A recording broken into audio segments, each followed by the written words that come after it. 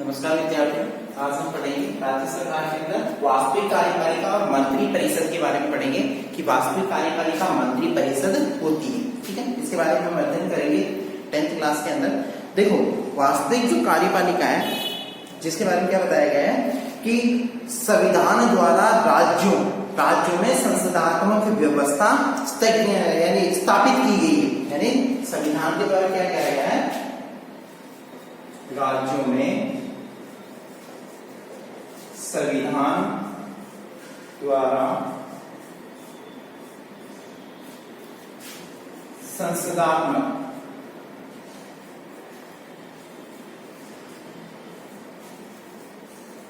व्यवस्था स्थापित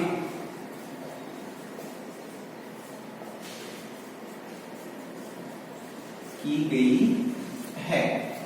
देखो, राज्यों में संविधान द्वारा जो कौन सी व्यवस्था यहाँ पे लागू की गई है, संसदात्मक व्यवस्था लागू की गई है। ठीक है, स्थापित की गई। संसदात्मक शासन में राज्य की वास्तविक कार्यपालिका शक्ति मंत्री परिषद में निहित है। यानी संसदात्मक शासन व्यवस्था में कौन सी शासन, संसदात्मक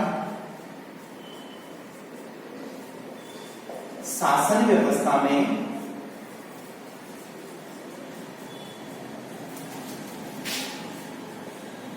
मंत्री परिषद में वास्तविक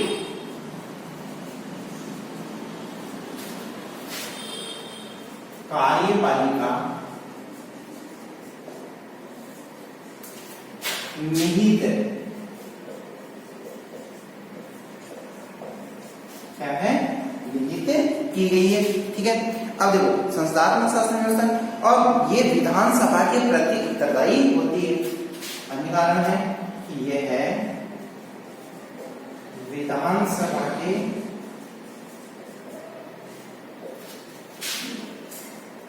प्रति उत्तरदायी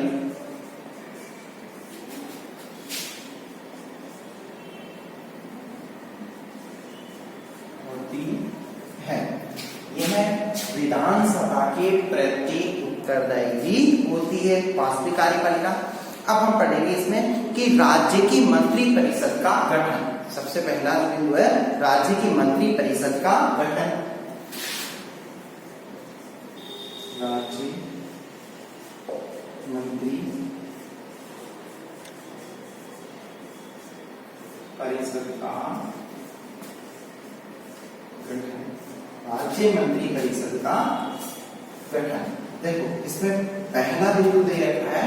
पहला बिंदु क्या है इसके अंतर्गत कि मुख्यमंत्री की नियुक्ति है।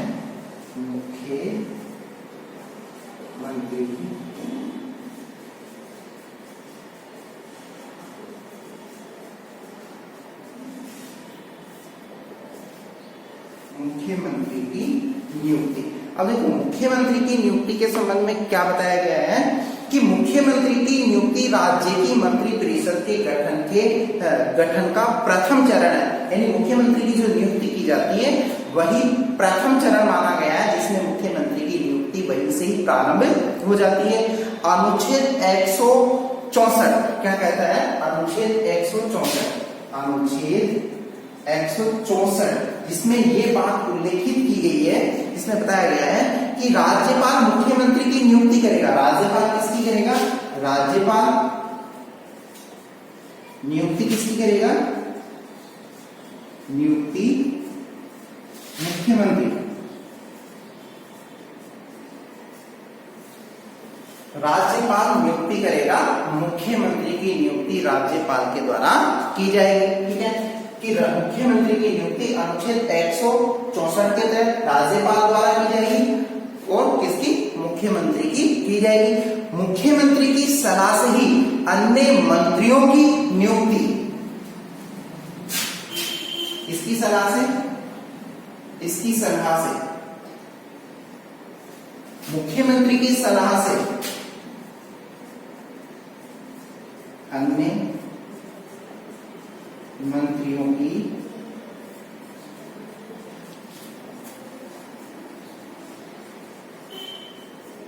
नियुक्ति।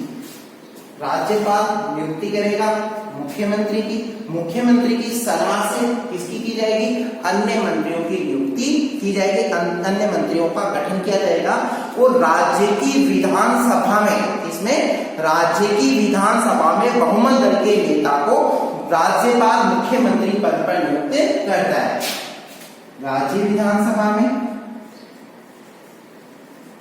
राज्य विधानसभा और किसे, बहुमत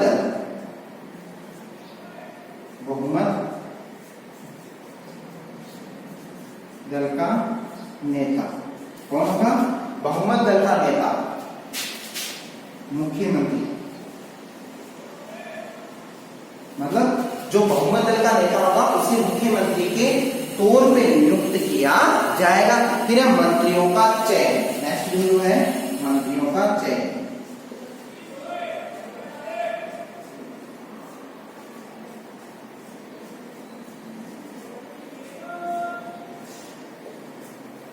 मंत्रियों का चयन। अब मंत्रियों का चयन किस आधार पर किया जाता है कि अन्य मंत्रियों का चयन मुख्यमंत्री ही करता है। अन्य मंत्रियों का चयन कौन करता है, मुख्यमंत्री करता है और मंत्रियों के नामों तथा उनके विभागों की सूची राज्यपाल को देता है। अन्य मंत्रियों का चयन मुख्यमंत्री करता है और इनके नाम किसके पास में, राज्यपाल के पास में देता है। मुख्यमंत्री अन्य मंत्रियों का चयन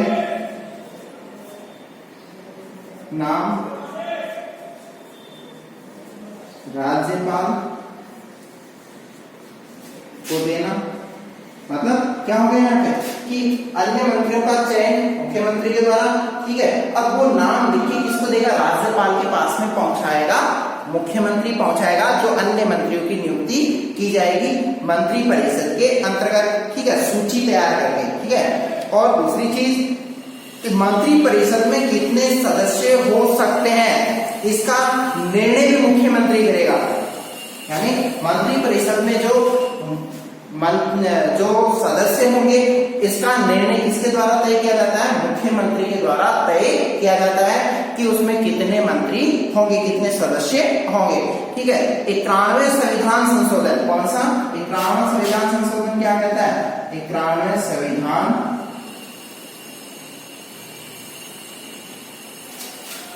संशोधन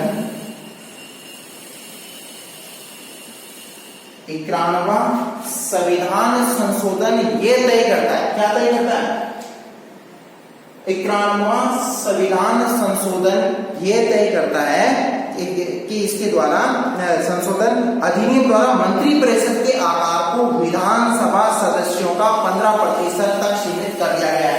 यानी मंत्री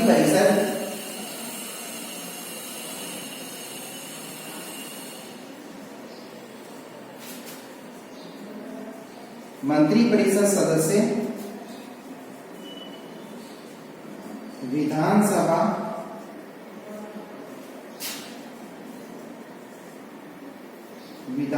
के आकार का 15% तय किया गया है। मतलब विधानसभा में जितने सदस्य हैं, ठीक है, उन सदस्यों का 15% मंत्री बनाए जाएंगे। जितने सदस्य, जैसे अब राजस्थान विधानसभा में 200 सीटें सदस्य विधानसभा सदस्य, तो 15% सदस्य ही क्या बनेंगे, उसके अंदर मंत्री बनाए जाएंगे। इस तरीके से ये तय किया गया है और सीमित कर दिया। मंत्रियों के चयन में मुख्यमंत्री व्यावहारिक दृष्टि, मतलब व्यावहारिक दृष्टि रखेगा और किन व्यक्तियों को किस तरीके के विभाग देना है ये मुख्यमंत्री का तय करता है। और इसमें और अन्य काम दे रहे हैं जिसमें राज्य के सभी क्षेत्रों और वर्गों, किस तरीके से बनाया जाएगा मंत्री, राज्य के सभी क्षेत्रों और वर्गों का ख्याल रखते हुए मंत्रियों में न्याय संगत ढंग से उनको प्रतिनिधित्व किया जाएगा, ठीक है। इस तरीके से उनका चयन किया जाता है, ठीक है। और सामान्यतया मुख्यमंत्री क्या है कि सामान्यतया मुख्यमंत्री अपने ही दल में, सामान्यतः क्या करेगा, मुख्यमंत्री द्वारा अपने ही दल में तो मंत्री परिषद का निर्माण किया जाता है और जिससे मंत्री परिषद एक इकाई के रूप में कार्य कर सके। मंत्री परिषद क्या करेगी? एक इकाई के रूप में कार्य करेगी। ठीक है, अब मंत्रियों की योग्यताएं, मंत्रियों के लिए कौन कौन सी योग्यताएं? देखिए तीसरा जो बिंदु होगा हमारा, मंत्रियों के लिए आवश्यक योग्यताएं। मंत्रियों के लिए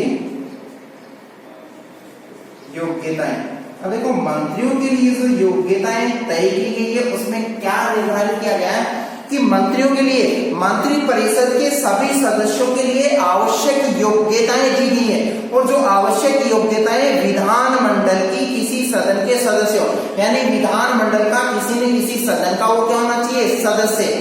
विधानमंडल में विधानमंडल का सदस्य हो। अब विधानमंडल का सदस्य से तात्पर्य है कि कहीं पे द्विसदनात्मक व्यवस्था है, कहीं पे केवल एक ही सदन है। तो जहां द्विसदनात्मक व्यवस्था है तो या तो वो विधान परिषद का सदस्य होना आवश्यक है या फिर विधानसभा का सदस्य, या तो विधान परिषद का सदस्य और दूसरा है विधानसभा।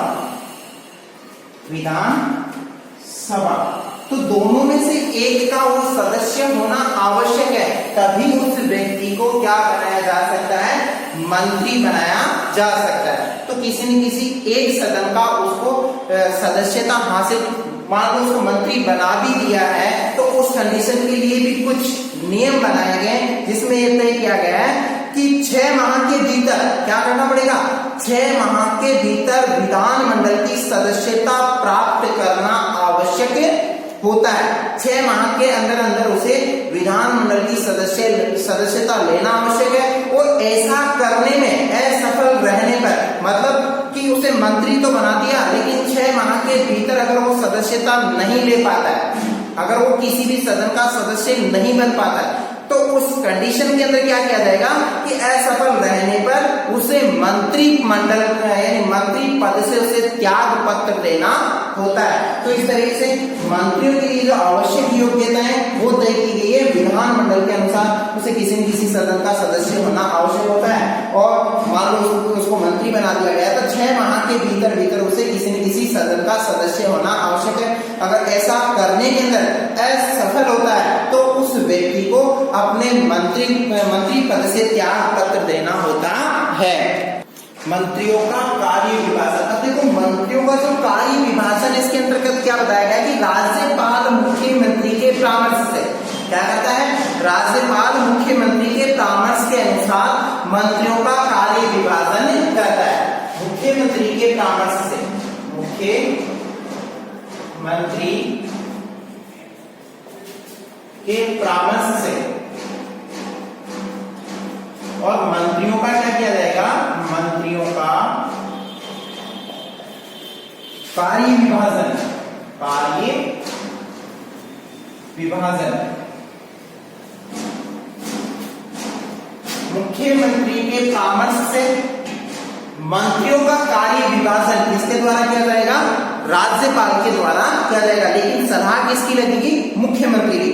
अब मंत्रियों के अधिकार के अंतर्गत प्राय क्या आता है कि मंत्रियों के अधिकार के अंतर्गत एक जो प्रमुख विभाग होता है, ठीक है, मंत्रियों के जो कार्य के अंतर्गत क्या दिया गया कि एक प्रमुख विभाग होता है और कभी कभी एक से अधिक विभाग भी रहते हैं। कार्य विभाजन से तात्पर्य बताया गया है कि मंत्रियों को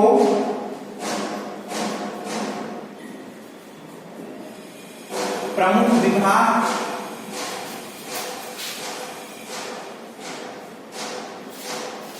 देना या एक से अधिक, मतलब कभी कभी 2 विभाग भी उनको दिए जा सकते हैं। मान लो किसी को गृह मंत्री बनाया है तो उसके साथ में उसको चिकित्सा मंत्री बना दे या शिक्षा मंत्री बना दे, तो इस तरीके से एक से अधिक विभाग भी दिए जा सकते हैं। ठीक है, अब मंत्रियों द्वारा शपथ ग्रहण, नेक्स्ट बिंदु है मंत्रियों द्वारा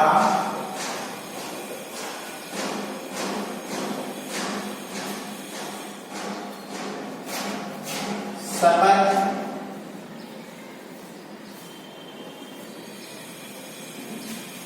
मंत्रियों द्वारा क्या है, शपथ ग्रहण। अब मंत्रियों द्वारा शपथ ग्रहण मतलब पद ग्रहण के पूर्व, मतलब पद ग्रहण के पूर्व मंत्रियों को राज्यपाल के समक्ष 2 शपथ लेनी होती है। कितनी शपथ लेनी पड़ती है? राज्यपाल के समक्ष 2 शपथ। अब 2 शपथ कौन कौन सी लेनी होती है? पहली जो शपथ होती है कि वो होती है कर्तव्य पालन तथा दूसरी गोपनीयता की। पहली होती है कर्तव्य पालन, मतलब जिस कार्य को करेंगे वो ईमानदारी और निष्ठा के साथ में करेंगे। ठीक है, पहली शपथ हो गई कर्तव्य पालन और दूसरी हो गई गोपनीयता, गोपनीयता की शपथ। तो इस तरीके से 2 शपथ जो है मंत्रियों को राज्यपाल के समक्ष लेनी होती है। तो इस तरह से पद व गोपनीयता की शपथ इनको लेनी होती है। अब मंत्रियों की श्रेणियां, मंत्रियों की कौन कौन सी श्रेणियां होती है? नेक्स्ट बिंदु है मंत्रियों की श्रेणियां। अब मंत्रियों की श्रेणियों के अंतर्गत क्या दे रखा है कि मंत्रियों की कौन कौन सी श्रेणियां होती है कि राज्यों की मंत्रियों में, मतलब राज्यों की मंत्री परिषद में भी मंत्रियों की 3 श्रेणी होती है। मतलब कितनी होती है? 3 श्रेणी। 3 श्रेणी के कौन होते हैं? मंत्री, यानी मंत्रियों की जो श्रेणियां होती है वो कितनी होती है? 3 श्रेणियां मंत्रियों की होती है। ठीक है, अब इसी के अंतर्गत देखो कि 3 श्रेणियों के अंतर्गत पहले होते हैं कैबिनेट स्तर के। पहले कौन होते हैं? कैबिनेट।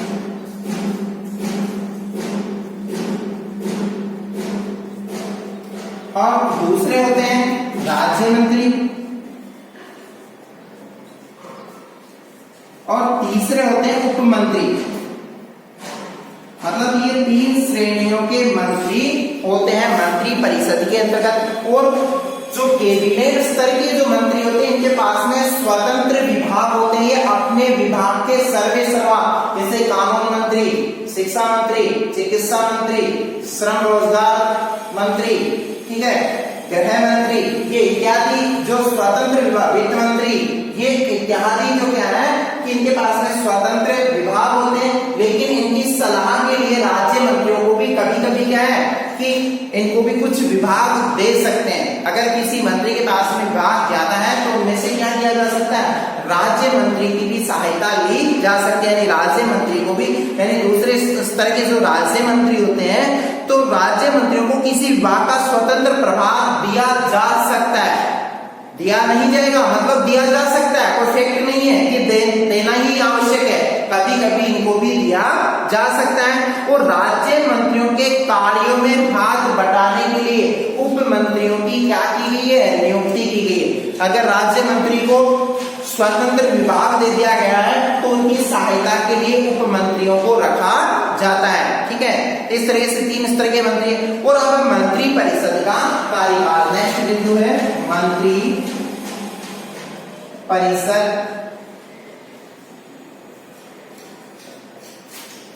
का कार्यकाल। मंत्री परिषद का जो कार्यकाल है उसके अंतर्गत क्या बताया गया है? मंत्री परिषद के कार्यकाल के अंतर्गत कि मंत्री परिषद का कार्यकाल विधानसभा के विश्वास पर निर्भर करता है। ये कब तक? विधानसभा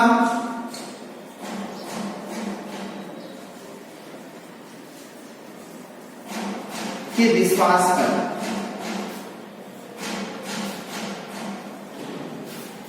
मंत्री परिषद का जो कार्यकाल है वो विधानसभा के विश्वास पर तय करता है। ठीक है, जब तक विधानसभा को विश्वास मत प्राप्त है तब तक मंत्री परिषद रहेगी। सामान्य तौर पर मंत्री परिषद का अधिकतम कार्यकाल, मतलब मंत्री परिषद का कार्यकाल जो होता है, मंत्री परिषद विश्वास मत तक तो है ही है,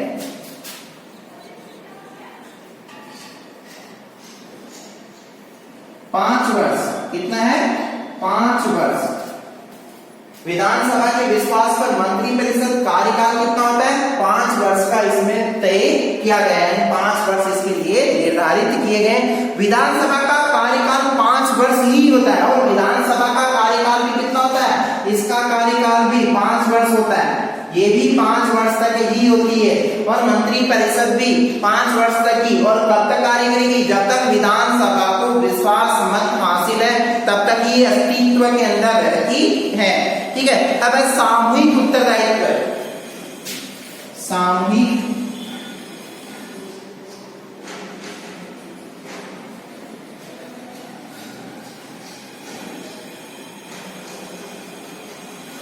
सामूहिक उत्तरदायित्व के क्या भाव है इसके बारे में अध्ययन करते हैं कि इसमें बताया गया है कि मंत्री परिषद सामूहिक रूप से विधानसभा के प्रति क्या रहेगी? उत्तरदायी। किसके प्रति उत्तरदायी रहेगी? विधानसभा। विधानसभा के प्रति मंत्री परिषद विधानसभा के प्रति उत्तरदायी होती है। ठीक है, अब किसी मंत्री के विरुद्ध अविश्वास प्रस्ताव पारित, मान लो किसी मंत्री के खिलाफ अविश्वास मत पारित कर दिया जाता है तो किसी मंत्री द्वारा रखे गए विधेयक को अस्वीकार कर दे तो समस्त मंत्री परिषद को त्याग पत्र देना होता है। किसी मंत्री परिषद के खिलाफ अविश्वास मत आ रहे, ठीक है, या फिर उसके खिलाफ अविश्वास प्रस्ताव के साथ साथ उसके किसी विधेयक को अस्वीकार कर दे तो उस कंडीशन के अंदर क्या करना होगा? संपूर्ण मंत्री परिषद को क्या करना होगा? समस्त मंत्री परिषद को त्याग पत्र देना होता है। तो ऐसी स्थिति होती है विधानसभा के प्रति उत्तरदायी।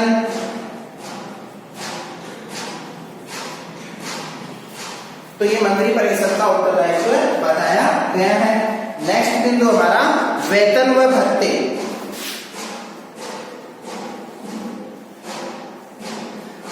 अब देखो वेतन व भत्तों के अंतर्गत क्या बताया गया है कि संविधान का अनुच्छेद 164, कौन सा?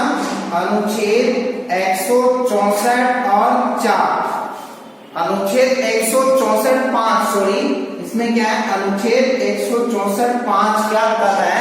5 में ये बात बताई गई है अनुच्छेद 164(5) में कि मंत्रियों के वेतन भत्ते निश्चित करने का अधिकार राज्य विधानमंडल को है। मतलब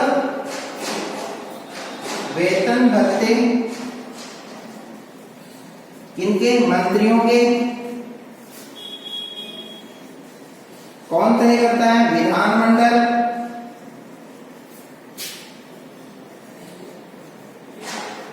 मतलब ये विधानमंडल का कार्य है कि वो मंत्रियों के वेतन भत्तों का निर्धारण करे। ठीक है, अब मंत्री परिषद की कार्य प्रणाली, मंत्री परिषद की जो कार्य प्रणाली है इसका हम अध्ययन, शक्तियां वो हमने पहले पढ़ा दी थी, जिसके अंतर्गत संपूर्ण कार्य प्रणाली उसके अंदर तय कर रखी कि किस तरीके से। उसमें कुछ पॉइंट जो आपको रिमाइंडर करवा देता हूँ। शासन की नीति निर्धारित करना, ठीक है, कुछ पदों पर नियुक्ति के संबंध में राज्यपाल को परामर्श देना, ये इत्यादि कार्य हैं इनके बारे में हम पहले से अध्ययन कर चुके हैं। तो आज की क्लास के लिए धन्यवाद। बाकी इसके जो आगे के जो टॉपिक है न्यायपालिका से संबंधित है, न्यायाधीश वगैरह से, तो यानी कहने का मतलब कि मुख्यमंत्री और मुख्यमंत्री की नियुक्ति, इसके बारे में हम नेक्स्ट क्लास के अंदर अध्ययन करेंगे। ठीक है, धन्यवाद।